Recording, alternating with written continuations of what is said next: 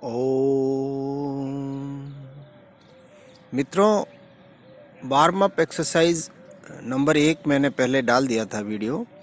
अब warm up exercise 2 यानी उसी के कंटिन्यूअस में ये आगे की एक्सरसाइज है और इन दोनों का सम्मिलित वीडियो भी मैं डालूंगा बाद में। तो ये ब्रीथ को अंदर लेते हुए ऊपर उठना है और ब्रीथ को बाहर छोड़ते हुए नीचे डाउन। सांसों को गहरा भीतर भर के ऊपर उठें और सांसों को छोड़ते हुए नीचे जाएं। सांस खाली करना है, पूरा पेट खाली हो। धीरे धीरे जितना संभव हो हाथ घुटनों तक जाएं, थोड़ा और नीचे और जहाँ जिसकी जितनी सामर्थ्य है वहाँ तक हाथ लेके जाएं। एक एक सांस के साथ ध्यान पूरा सांसों पे रखना है। शरीर अपनी क्रिया करता रहता है और हमारा जो मन है वो सांसों के साथ चले, यही योग है।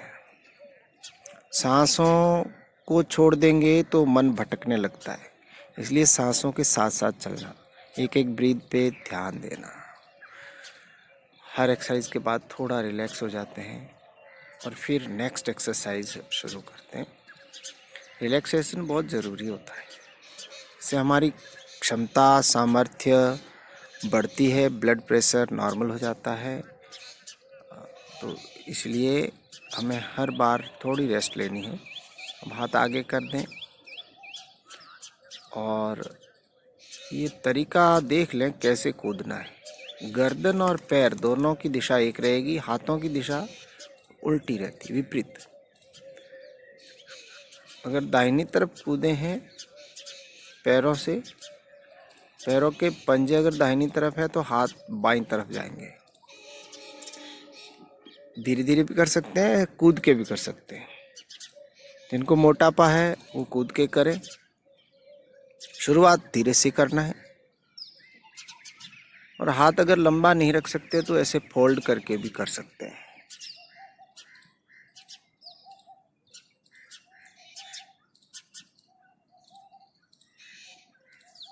फिर थोड़ा रिलैक्स हो जाएं, रेस्ट करें, विश्राम करना है।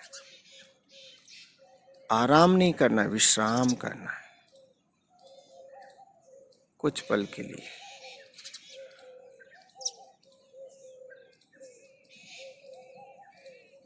नीचे बैठने का तरीका देखिए। घुटनों में जिनके दम होता है सीधे बैठ सकते हैं, नहीं तो क्रॉस कैंची मार करके इस पैरों से नीचे बैठ सकते हैं। और अगर ऐसे भी नहीं बैठ सकते, नहीं बैठ पा रहे तो कोई बात नहीं, हाथ का सपोर्ट लेके बैठना है। पहले थोड़ा सा झुकना, हाथ नीचे लगाया और फिर बैठ जाए। ये 3 तरीके अलग अलग मैंने इसलिए बताए कि हर व्यक्ति की अपनी एक सामर्थ्य होती है। सीधा बैठ जाएं, पैरों को लंबा कर लें, हाथ पीछे, और ये रिलैक्स होने का फिर तरीका। और फिर पैरों को अंदर बाहर करना।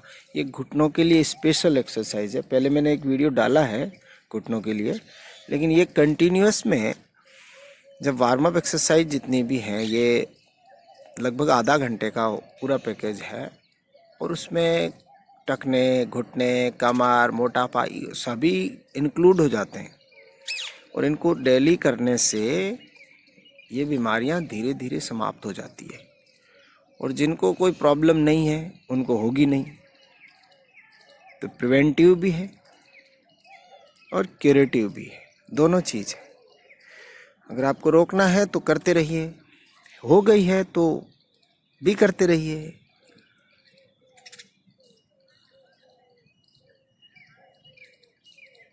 वीडियो देखते जाए, मेरे साथ साथ करते जाएं। हाथों को देखो नीचे ज़मीन पर टच रखना है, फिर घुटनों को ऊपर नीचे करना है। धीरे तेज आप अपनी क्षमता से कर सकते हैं। थोड़ा तेज करने से वाइब्रेशन बढ़ता है, उसे पैरों की जो शून्यता होती है, साइटिका वगैरह का दर्द है, पिंडली में दर्द होता है कई लोगों को, वो भी ठीक रहता है। घुटनों के दर्द के लिए तो विशेष है ही। फिर पैर को ऐसे फोल्ड करेंगे, किसी एक को राइट को कर लिया और घुटने पे हाथ रख के ऊपर नीचे करना। ब्रीथ को इन करके घुटना नीचे दबाना। और जाम है अगर आपका हिंज जॉइंट, जो हिप जॉइंट जाम हो जाता है, तो थोड़ा ऊपर नीचे करते हैं और फिर पकड़ के पूरा चेस्ट के चिपकाते हैं, नाक लगाते हैं। ब्रीथ को आउट करके, ब्रीथ इन करके नीचे दबाना, ब्रीथ आउट करके नाक लगाना घुटने के। झूला दे सकते हैं, पैर को दोनों तरफ से टच करना है इसको। जैसे एक बालक को गोद में लेते हैं, वही फीलिंग लाते हुए हम मन को पूरा शरीर से जोड़ के रखना है। फिर साइकिलिंग धीरे धीरे एक एक पाँव से, पाँव की थाई से पकड़ करके ये साइकिलिंग करते हैं। रिवर्स बहुत ज़रूरी है, सीधा सीधा करने से नहीं होगा, दोनों तरफ से करेंगे। फिर दूसरा पैर, सेम क्रिया दोहरानी है, दोनों पैर से करनी है। ब्रीद इन करके नीचे दबाना पैर को, ब्रीद आउट करके ऊपर खींचना है, नाक लगाना है घुटने के। ये दिखने में बड़ी छोटी एक्सरसाइज है, लेकिन इनका प्रभाव बहुत ही गहरा होता है। हमारे पूरे जो स्केलेटन सिस्टम होता है और जो नर्व सिस्टम है, इन दोनों को ये बहुत तेज़ी से एक्टिवेट करता है। और फिर धीरे धीरे डाइजेस्टिव सिस्टम भी इसे इम्प्रूव हो जाता है। और ब्रीथ का पूरा ध्यान रखते हैं, इसलिए रेस्पिरेटरी सिस्टम भी हमारा धीरे धीरे इम्प्रूव हो जाता है। तो देखिए, कंबाइंड एक पैकेज है ये। सिस्टम से करना है, सीक्वेंस से भी करना है, सीक्वेंस का पूरा ध्यान रखना है। हाथों को ऊपर उठाएं, ब्रीद इन करेंगे, नीचे लाएंगे, ब्रीद आउट करेंगे। ये सामान्य नियम है कि अगर ऊपर उठना है, चाहे हाथ उठाएं चाहे पूरा शरीर उठाएं, सांसें भीतर, और जैसे ही आगे झुकते हैं सांस पूरी बाहर निकाल देंगे। बहुत सुंदर। जहाँ तक हो सके ले जाएं हाथों को, पूरा भी कर सकते हैं।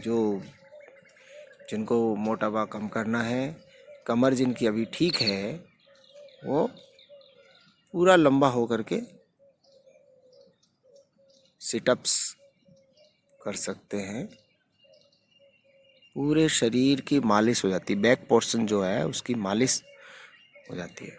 अच्छी मालिश ज़रूरी है शरीर के लिए। अभ्यंग बोलते हैं आयुर्वेद के अंदर इसको, मालिश को। मालिश से बहुत सारी बीमारियां ठीक रहती है।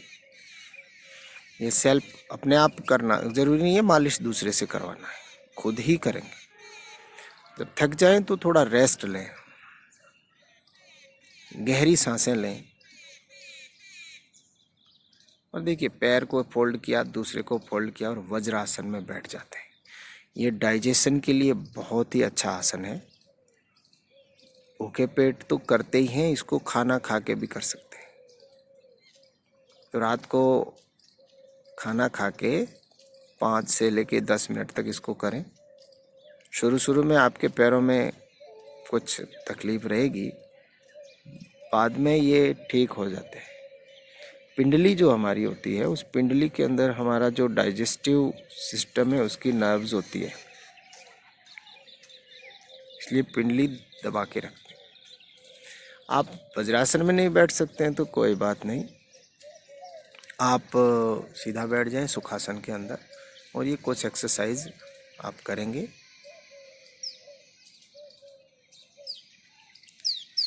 अंगूठा बाहर रख सकते हैं,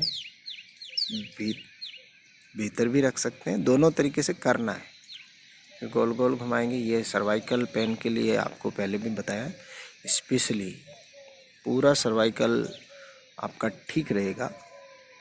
जो सर्वाइकल वेंस होती है, जो कशेरुकाएँ होती है 7 ऊपर की मेरुदंड की, वो बिल्कुल एक्टिवेट रहती है और पूरा नर्व्स ठीक से रहती है।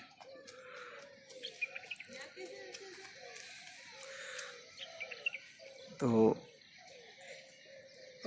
ये सीधा सीधा हाथ घुटनों पे रखेंगे और ये वज्रासन बोलते हैं इसको। ये सीधा, और ये ब्रीथ को अंदर लेके हाथ को ऊपर करेंगे, फिर ब्रीथ आउट करके नीचे जाएंगे। इसको शशांक आसन।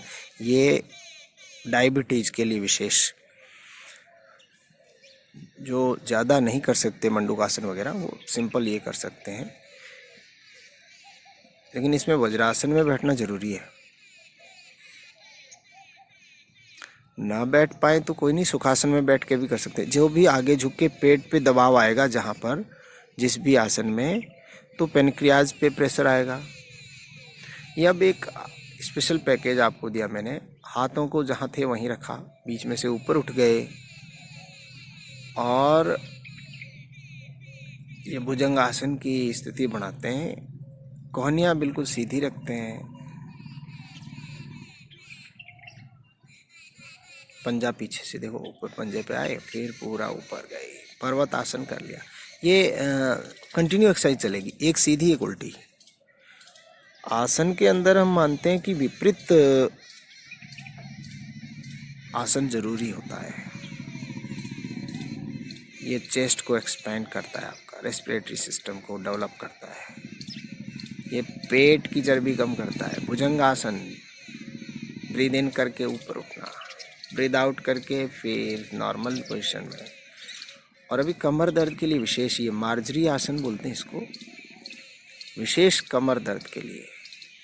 ये वार्म अप एक्सरसाइज में डाला है मैंने इसको, क्योंकि वार्म अप भी हो जाते हैं और आसन, बहुत सारे आसन हैं इनमें, एक पैकेज है पूरा सिस्टमेटिक। ब्रीद इन करके कमर को उठाते हैं, ब्रीथ आउट करके पूरा पेट को सिकोड़ देते हैं, ब्रीद इन करके गर्दन ऊपर करते हैं, पेट नीचे की तरफ दबाते, लास्ट में फिर वही फर्स्ट पोजीशन पे आ जाते हैं, शशांक आसन में बैठ जाते हैं। खरगोश जैसे बैठता है, इसलिए इसको शशांक आसन बोलते हैं, पोज वही बनता है। और ये लास्ट में वज्रासन, दोनों हाथ अपनी थाई के ऊपर रखते हैं और सीधा बैठते हैं, कमर को सीधा रखते हैं, गर्दन सीधा रखते हैं।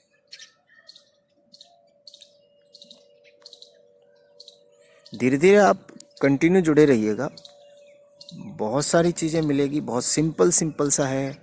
आप अपने घर पे भी कर सकते हैं, इन सबको छत पे कर सकते हैं, जैसे कि मैं कर रहा हूँ, मेरे घर की छत है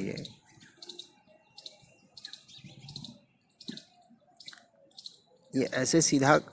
उष्ट्रासन की जो सामान्य स्थिति है, घुटनों की दर्द के लिए भी विशेष है। रोज़ थोड़ा, जिनको हार्ड दरी पे करने में दिक्कत है, वो गिद्दे पे कर सकते हैं इसको। ये बैठने का उठने का तरीका बता रहा हूँ। ये देखो, जैसे बैठे थे वैसे ही उठ गए वापस, कहीं भी हाथ ज़मीन पर टच नहीं हुए। धीरे धीरे घुटने मजबूत हो जाते हैं।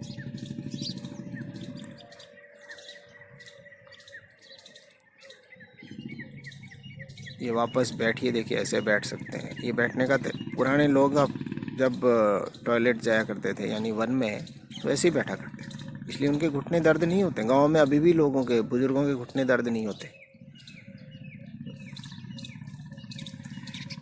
अब जब इतनी एक्सरसाइज हो जाती है पूरी, आधा घंटे की वार्म अप एक्सरसाइज 1 और 2, उसके बाद शवासन में लेट करके रिलैक्स होते हैं, पूरी बॉडी को रिलैक्स करते हैं। पैरों के बीच में 2 से 2.5 फीट का अंतर, फासला दे देते हैं।